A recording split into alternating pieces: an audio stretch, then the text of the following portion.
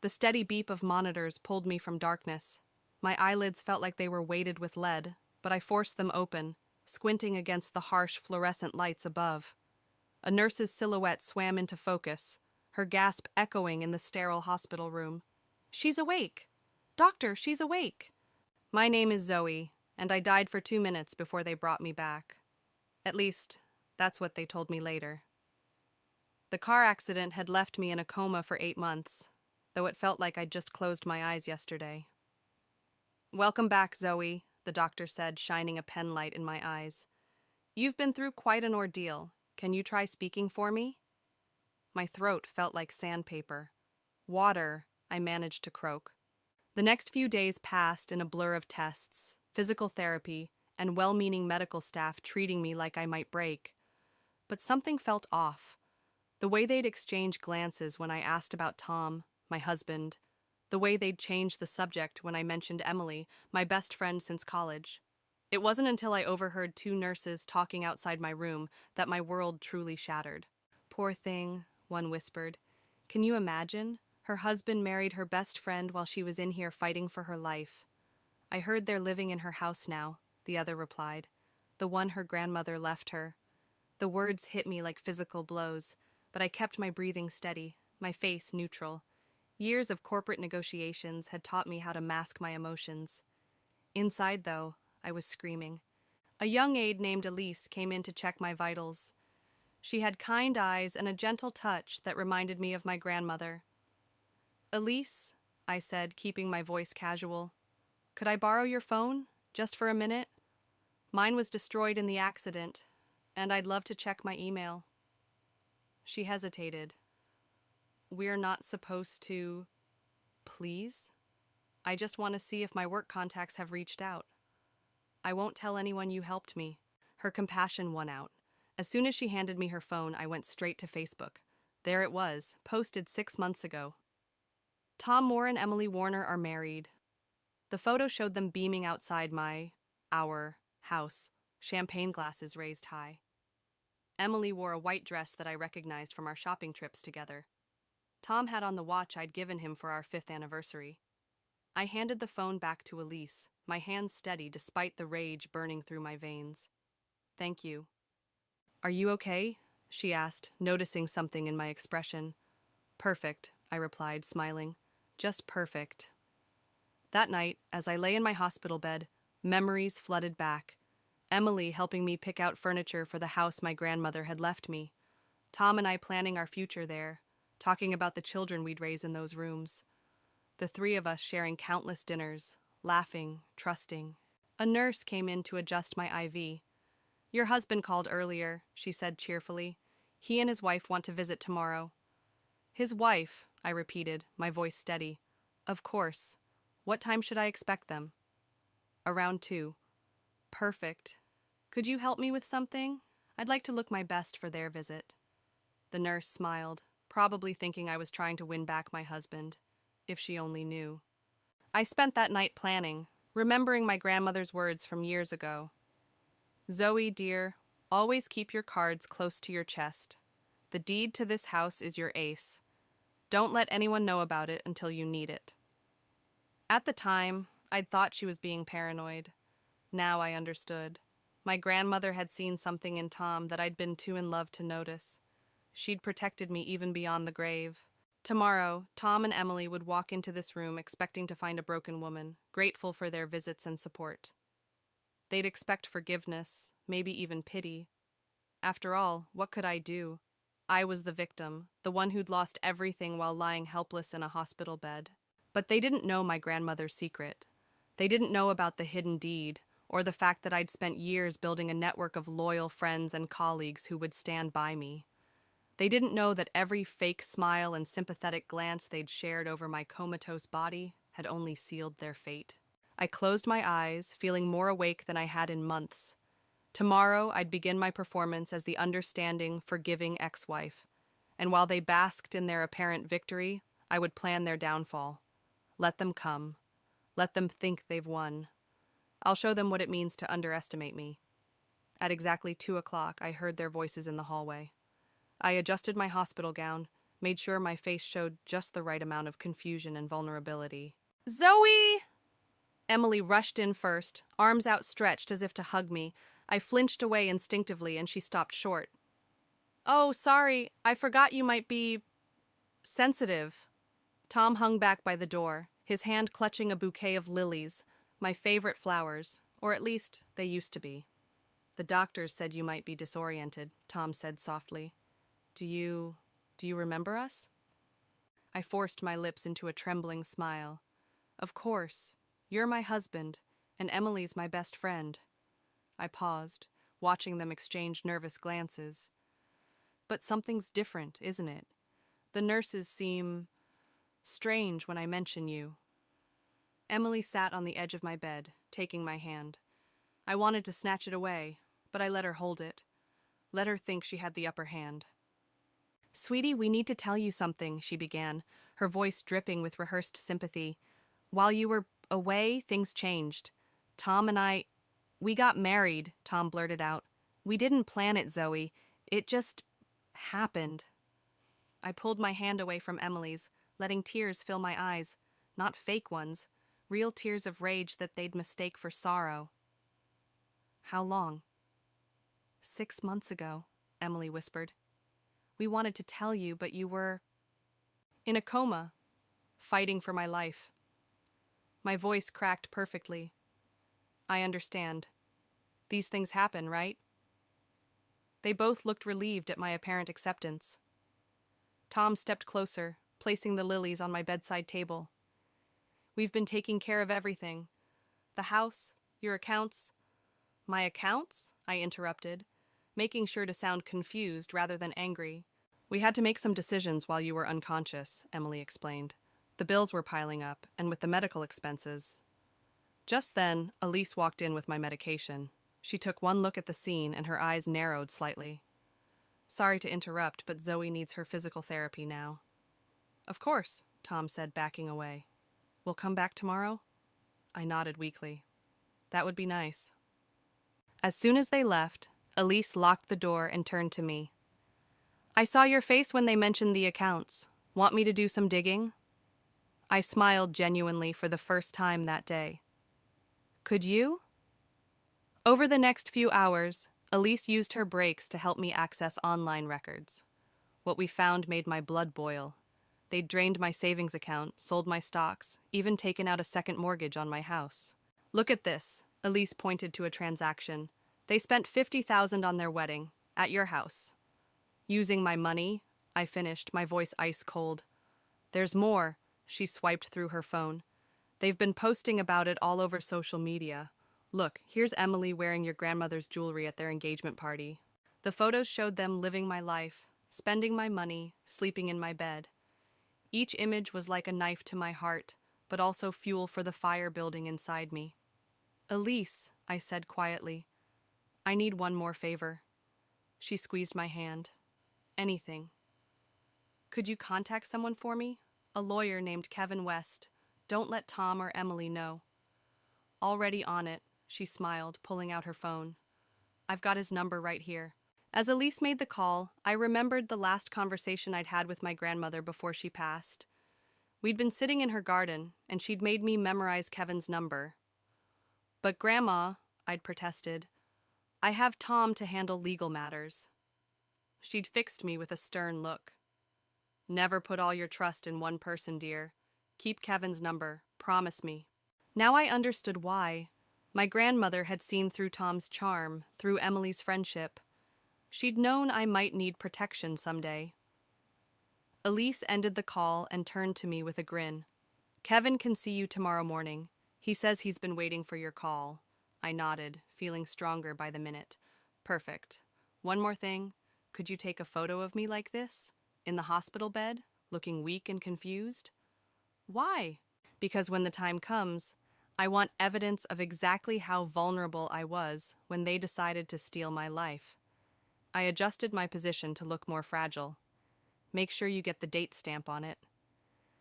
As Elise took the photo, I thought about Tom and Emily, probably celebrating their successful visit, thinking they'd managed to manipulate me once again. Let them celebrate. Every party has to end sometime. Kevin arrived early the next morning, before visiting hours. He looked exactly as I remembered: sharp suit, kind eyes, and a briefcase that had seen better days. "Your grandmother would be proud," he said, pulling up a chair. "She always said you were smarter than people gave you credit for." "Did she tell you this might happen?" He shook his head.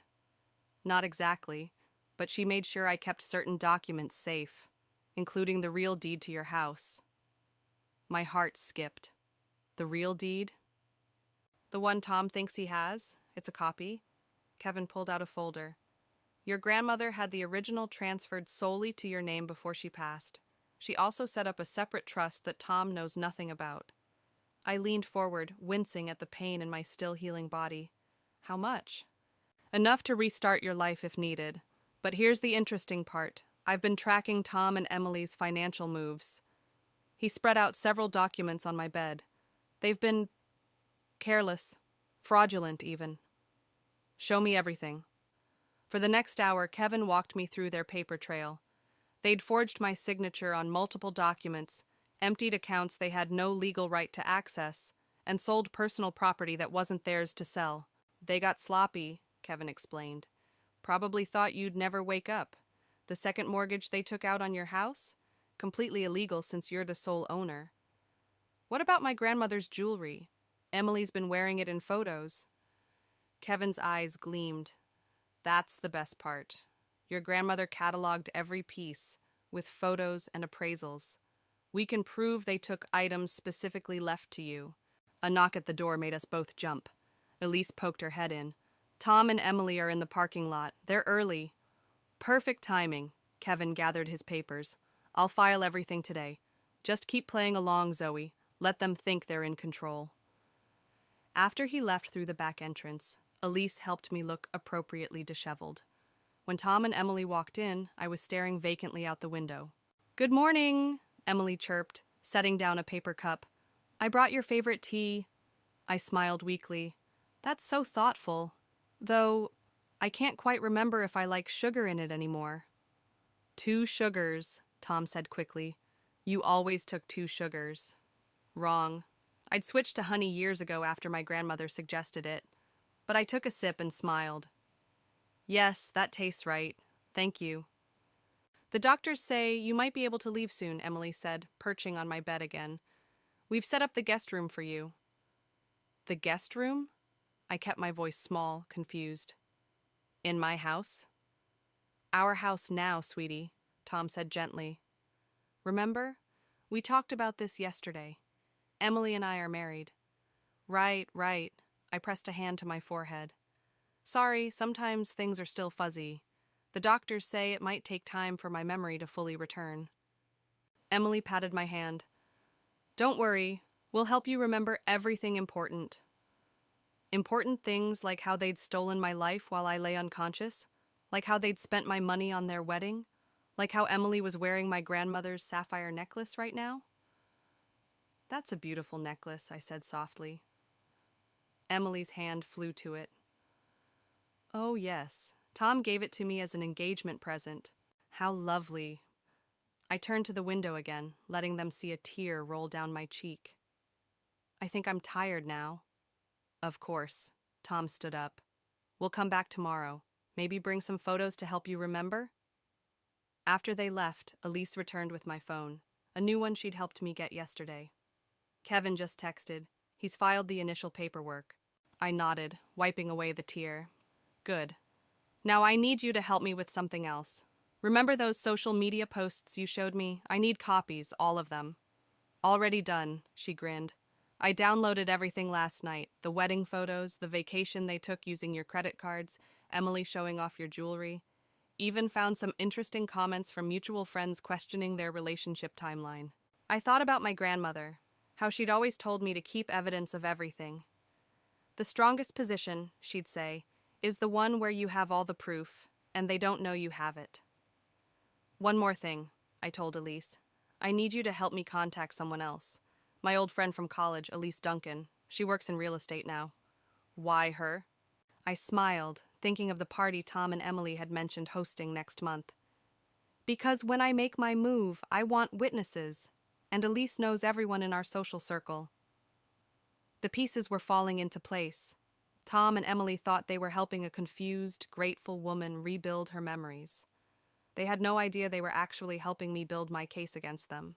Let them keep thinking that. The best revenge, after all, is the one they never see coming. Zoe, oh my God! Elise Duncan burst into my hospital room, her real estate agent polish momentarily forgotten as she threw her arms around me. When your aide called, I couldn't believe it.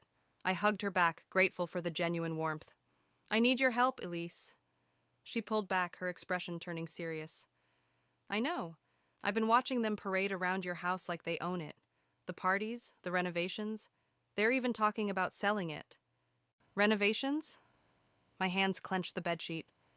They've gutted your grandmother's garden room, turned it into some kind of home gym. She pulled out her phone, showing me photos. Emily's been posting updates about their home improvement journey. The beautiful sunroom where I'd spent countless hours with my grandmother was unrecognizable. The antique furniture was gone, replaced by modern exercise equipment. The hand-painted walls were now a stark white. They're planning some big housewarming party next month, Elise continued, inviting everyone we know. They're calling it their official debut as a couple. I smiled, and Elise raised an eyebrow. She knew that smile from our college days. It meant trouble. Perfect, I said. That's exactly what I need. Who's on the guest list? Elise scrolled through her phone. Everyone from our old circle, plus Tom's business partners, Emily's new socialite friends. About 60 people total. I need you to make sure certain people attend. Can you do that? Already on it. I've been keeping in touch with the old group. Many of them feel uncomfortable about how Tom and Emily got together. They just need a little push to show their true feelings. Just then, my hospital room door opened, and Tom walked in. He stopped short at the sight of Elise. Elise, what a surprise, he managed, his smile faltering. She stood up, smoothing her skirt. Tom, I heard my dear friend was awake. Naturally, I came to visit. Of course, of course. He looked between us nervously. I just stopped by to bring Zoe some paperwork, hospital bills and such. Oh, how thoughtful, I said softly. But I'm a bit tired now. Could you leave them with the nurse? Actually, Elise cut in, as Zoe's oldest friend, I'd be happy to look them over. Make sure everything's in order. Tom clutched the folder tighter. That won't be necessary. Emily and I have it under control. I'm sure you do, Elise smiled sweetly. Just like you had everything under control while Zoe was in a coma? The tension in the room could have been cut with a knife. Tom's face reddened. I should go, he said stiffly. Emily's waiting in the car. We'll bring the paperwork tomorrow, Zoe. After he left, Elise turned to me with fire in her eyes. He's scared. They both are. They know people are talking. Good. I reached for my phone. Now, about that party. I need you to help me with something else. The guest list isn't the only thing we need to manage. For the next hour, we planned. Elise made calls, sent texts, and coordinated with my aide. By the time she left, everything was in motion. That evening, my aide helped me check my new email account. Messages poured in from old friends who'd heard I was awake. Their words were carefully chosen, hinting at their discomfort with Tom and Emily's relationship. Look at this, my aide pointed to one message. Emily's been telling people you gave them your blessing before the accident, that you'd noticed their special connection. I laughed softly. Did she now? Save that email. Kevin will want to see it. My phone buzzed with a text from Elise. Party invites just went out. Emily's calling it a new chapter celebration. You should see the guest list. Everyone who matters will be there. Perfect. Let them plan their party. Let them think they're celebrating their new life together. They have no idea they're actually planning the scene of their own downfall. Another text came through, this time from Kevin. Documents filed. Everything's ready when you are. I looked around my hospital room, at the flowers and cards from Tom and Emily, at their false sympathy and staged concern. Soon, very soon, they would learn what it means to underestimate someone they thought they'd destroyed. A new chapter celebration, I whispered to myself. How fitting. Because that's exactly what it would be, just not the chapter they were expecting. My grandmother always said timing was everything, and the time for truth was almost here. Let them plan their perfect party. Let them invite all their witnesses. They're only making my revenge that much sweeter. Music and laughter drifted through my grandmother's house, my house, as I stood in the shadows of the garden. Through the windows, I could see Tom and Emily holding court in the living room, champagne glasses glinting in their hands. My grandmother's antique chandelier cast a warm glow over their perfect party. "Ready?" Kevin asked quietly beside me. I smoothed down my black dress, chosen specifically for this moment. "More than ready." Elise Duncan appeared at the garden gate, right on schedule. "Everyone's here, including all the people you wanted to witness this." I checked my phone one last time. The documents were ready to be sent with a single click. "Let's go." The three of us walked to the front door. I could hear Emily's voice carrying over the crowd. "We're so blessed to start this new chapter of our lives." I pushed open the door. The conversation died instantly. 60 pairs of eyes turned toward me. Emily's champagne glass slipped from her fingers, shattering on the hardwood floor. "Hello, everyone," I said, my voice carrying clearly through the silence. "I hope I'm not too late for the party. It is my house after all." "Zoe," Tom stepped forward, his face pale. "You're supposed to be in the hospital." "I was released this morning. Didn't Emily tell you?" "Oh, wait, she wouldn't know. She was too busy planning this lovely party with my money." Murmurs rippled through the crowd. I saw several people pull out their phones, no doubt recording what was unfolding. Emily found her voice. "Zoe, you're confused. The doctors said your memory—" "My memory is perfect, Emily. Like how I remember this chandelier being a wedding gift from my grandmother, or how that painting you're standing under was meant for my children." I moved further into the room. "Or how about we discuss the second mortgage you took out on my house?" "We had to," Tom interjected. "The medical bills were covered by my insurance." Kevin stepped forward, opening his briefcase. "As Mrs. Moore's lawyer, I have documentation showing all medical expenses were paid through her policy. The money you borrowed went directly to funding your wedding and subsequent lifestyle." More murmurs. I saw Tom's business partners exchange glances. "This is ridiculous," Emily laughed nervously. "Tom, tell them about the deed." "You mean this deed?" I held up the document. "The original one, naming me as sole owner? The one my grandmother made sure was safe from people exactly like you?" "I can explain." Tom started toward me, but Elise Duncan stepped between us. "Careful, Tom. There are a lot of witnesses here." I looked around the room, meeting familiar faces. "Many of you have known me for years. You were at my wedding to Tom. You've been to dinner parties in this house. Some of you even helped me plan my future children's rooms that have now been converted into a home gym." Emily's new socialite friends were already edging toward the door. "But here's what you don't know," I continued. "While I was in a coma, fighting for my life, my husband and best friend not only got married, they systematically stole my life. They forged documents, emptied accounts, and sold personal items that weren't theirs to sell." I clicked the button on my phone. Everyone here just received an email with proof of everything I'm saying. Bank statements, forged signatures, social media posts showing them spending my money. It's all there. Tom lunged for his phone, panic clear on his face. "You can't—" "I already did." I turned to the crowd. "You all came here tonight expecting to celebrate their new chapter. Instead, you're witnessing the end of their story." "Security is on their way," Kevin announced, his phone in hand. "Along with the police. They're very interested in those forged documents." Emily burst into tears, real ones this time. "Zoe, please. We can work this out." "Like you worked out selling my grandmother's jewelry? The pieces you're wearing right now?" I stepped closer to her. "Take them off." Her hands shaking, Emily removed the necklace and rings. As she handed them over, I saw several of our old friends recording the moment. "You have until tomorrow to remove your things from my house," I said, my voice steady. "Anything left behind will be considered abandoned property." "You can't do this," Tom's voice cracked. "Where are we supposed to go?"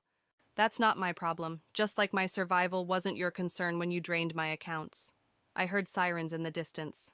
"I suggest you start packing." As Tom and Emily rushed upstairs, their perfect party in shambles, I turned to the remaining guests. "Thank you all for coming. The show's over, but the truth is just beginning. One by one, people filed out, many stopping to hug me or whisper words of support. By midnight, the house was empty except for me, standing in my grandmother's garden room. "You were right, Grandma," I whispered to the empty space. "The best revenge is the one they never see coming." The morning after the party, my phone wouldn't stop buzzing. Screenshots of social media posts flooded in. Tom and Emily's perfect facade was crumbling in real time. "Have you seen this?"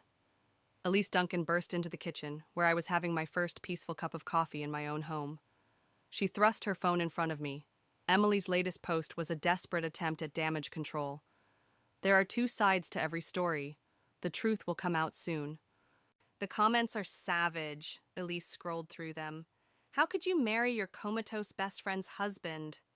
Did you really spend her money on your wedding?"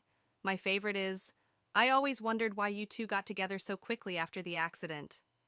A knock at the door interrupted us. Kevin walked in, looking pleased. "The police want to talk to Tom about those forged signatures, and 3 of his business partners just pulled out of their deals." "Good." I sipped my coffee. "What about—" The front door slammed open. Emily stormed in, mascara streaking down her face. "How dare you?" "This is private property." Kevin stepped forward. "You're trespassing." "I lived here for 8 months." Emily's voice rose hysterically. "While you were lying there, useless, I took care of everything. I deserved—" "You deserved what?" I set down my cup carefully. "My house, my money, my husband. He loved me. He always loved me. We just couldn't admit it while you were alive," I finished coldly. "Is that why you didn't visit me in the hospital for the first month after my accident? Were you too busy comforting my grieving husband?" Emily's face went white. "That's not— We didn't—" "Your social media tells a different story." I pulled out my phone. "Look, here you are at a resort in Cabo, 1 month after my accident. Funny how you could afford that trip right after accessing my accounts." "I want to make a deal," she said suddenly, her voice dropping. "There are things you don't know about Tom, things that could ruin him. If you drop the charges—" "Are you trying to blackmail me while simultaneously asking for mercy?" I laughed. "You really don't know when to stop, do you?" "You bitch!" She lunged forward, but Elise caught her arm. "That's assault on video," Elise said calmly, pointing to her phone. "Want to add that to your growing list of charges?" Emily sagged in Elise's grip. "You've ruined everything. Our reputation, our social circle." "Your reputation?" I stood up. "You mean the reputation you built by stealing my life? By spending my money? By wearing my grandmother's jewelry to parties while I was fighting for my life?" "Tom said you'd understand," she whispered. "He said you'd want us to be happy." Well, Tom lied, just like he lied to me about all those late nights at the office before my accident. Were you with him then, too? Her silence was answer enough. "Get out of my house, Emily. Your things will be on the front lawn in an hour. Anything left behind goes to charity." "You can't—" "I already did." I nodded to Kevin, who opened the front door. "Oh, and Emily, that necklace you're wearing? It's mine, too." Her hand flew to her throat. With trembling fingers, she unclasped the delicate gold chain, another piece of my grandmother's collection, and dropped it on the counter. As she walked out, her shoulders shaking with sobs, my phone buzzed again. A text from Tom. "Please, we need to talk. I can explain everything." "Don't respond," Kevin advised. "Let him sweat while we prepare the legal proceedings." Elise was still filming. "This is better than reality TV. Half our old friends are messaging me for updates." "Let them watch," I said, picking up my grandmother's necklace. "Let them all see what happens when you betray the wrong person." Another text from Tom. "The police are here. Please, Zoe, I'll lose everything." I showed the message to Kevin, who smiled grimly. "That's the point." Looking around my kitchen, my real kitchen, not the sterile hospital room where I'd plotted this revenge, I felt a strange mix of satisfaction and exhaustion. The marble counters still held Emily's coffee cup from yesterday's breakfast, a reminder of how completely they'd taken over my life. "We should start cleaning," Elise suggested, reading my thoughts. "Remove every trace of them." "Not yet," I replied, picking up Emily's abandoned coffee cup. Let's keep everything exactly as they left it. Evidence of their perfect life together, right before it all fell apart. My phone buzzed one final time. A message from Emily. You'll regret this. I smiled, thinking of all the evidence we'd gathered, all the witnesses from the party, all the social media posts that couldn't be erased. No, Emily, I whispered. You're the one who's going to regret this. The courthouse buzzed with whispers as Tom and Emily entered, their designer clothes a stark contrast to their haggard faces. 3 months had passed since the party, and today was the final hearing. Ready? Kevin asked, adjusting his tie. I smoothed down my grandmother's necklace, the one Emily had worn to her wedding. Born ready. The judge entered, and the room fell silent. Tom and Emily's lawyer, a sharp-suited woman named Rachel, stood first. Your Honor, my clients wish to propose a settlement. Absolutely not, Kevin interrupted. We have evidence of extensive fraud, theft, and forgery. Mrs. Moore wants to proceed with full charges. The judge nodded.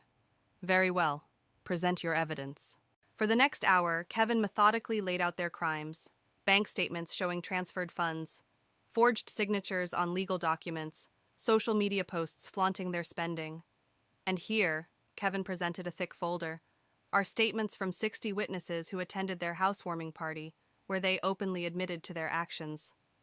Emily burst into tears, her signature move. We were in love. We didn't mean to hurt anyone. Mrs. Warner, the judge's voice cut through her sobs. Being in love doesn't justify theft and fraud. Tom stood up suddenly. It was my idea, all of it. Emily just went along with what I said. How noble of you, I spoke for the first time. Trying to protect her now? Where was that nobility when you were spending my money on your honeymoon? Zoe, please.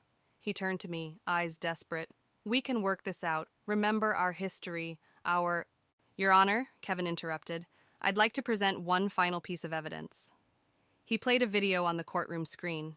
It showed Tom and Emily at a real estate office 2 weeks before my accident, discussing the sale of my house. But she'll never agree to sell. Emily's voice rang clear through the speakers. She won't have a choice once we're married, Tom replied. I've got power of attorney ready. One signature and everything's ours. The courtroom erupted in murmurs. Emily's face went pale. You were planning this before my accident? I stood up, my voice shaking. Were you hoping I'd die? No! Tom reached for me, but court officers held him back. It wasn't like that. Order! The judge's gavel cracked through the chaos. I've seen enough. This court finds the defendants guilty of all charges. What followed was a blur of legal terms and numbers. Tom and Emily would have to repay everything they'd stolen, plus damages. Their assets would be frozen. They'd face possible jail time for the fraud. Furthermore, the judge continued, a restraining order is granted. The defendants are to have no contact with Mrs. Moore or approach her property. Emily collapsed into sobs again. Tom just stood there, shell-shocked, as his perfect world crumbled. One more thing, I said, standing. I want my grandmother's jewelry box, the one you kept your wedding ring in, Emily. She looked up, mascara streaking down her face.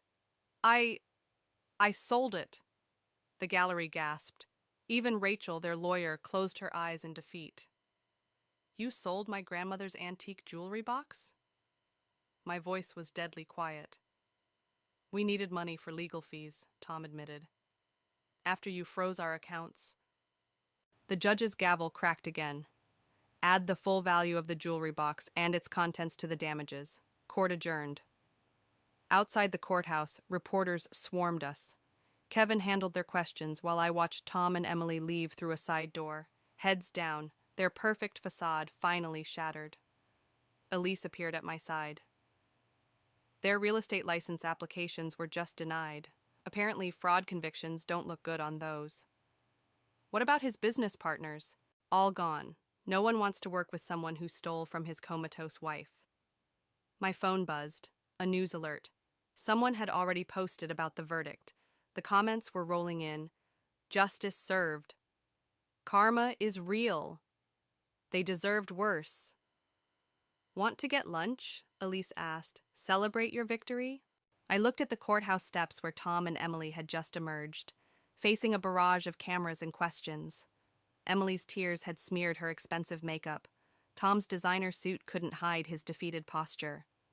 Actually, I smiled, I want to go home. I have a garden room to restore.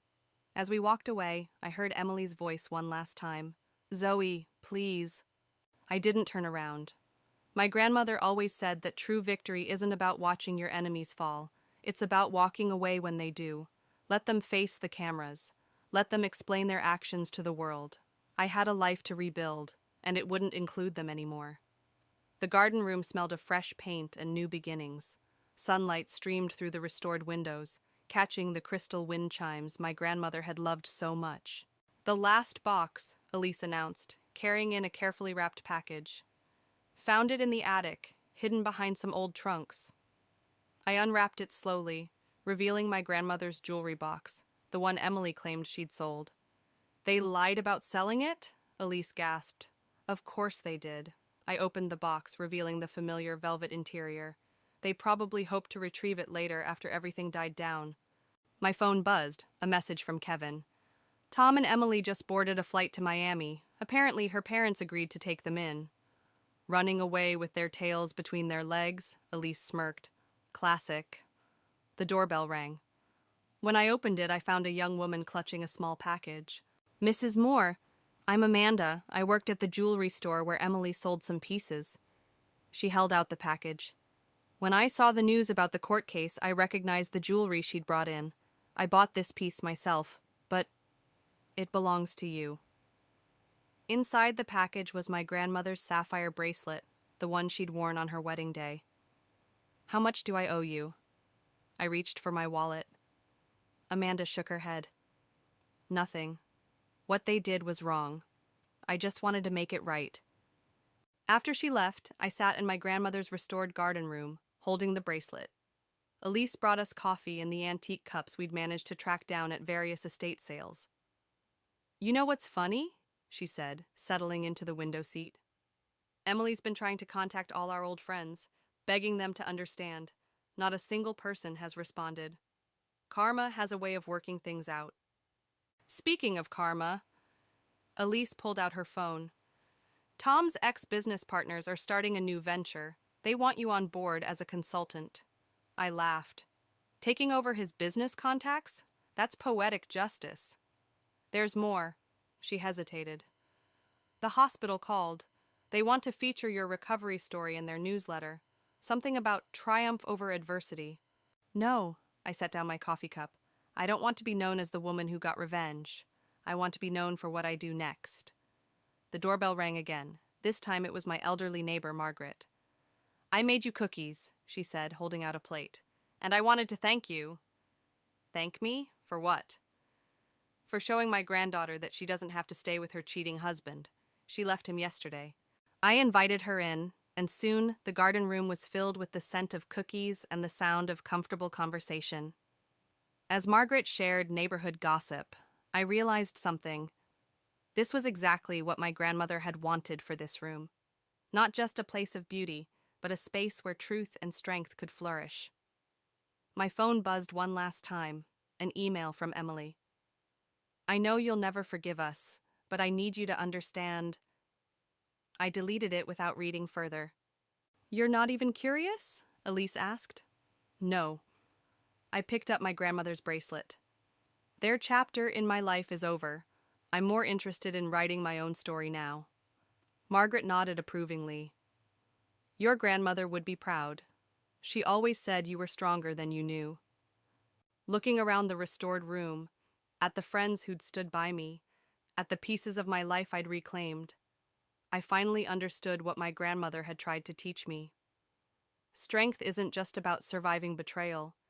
It's about choosing how you rebuild afterward. You know what this room needs? I stood up. Music. My grandmother always had music playing in here. I wound up her old music box, the one we'd found hidden in the attic along with the jewelry box. As the familiar melody filled the room, I thought about Tom and Emily, probably landing in Miami right now, running from the mess they'd made. But I wasn't running.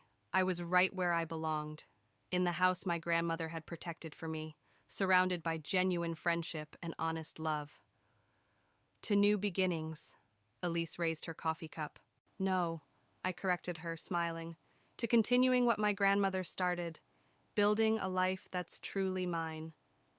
The afternoon sun caught the crystal wind chimes, sending rainbow patterns dancing across the walls. Somewhere, I knew my grandmother was smiling. She'd given me more than just a house. She'd given me the strength to defend it, and the wisdom to fill it with the right people. That's the thing about karma. It doesn't just punish the guilty. It also rewards those who stay true to themselves.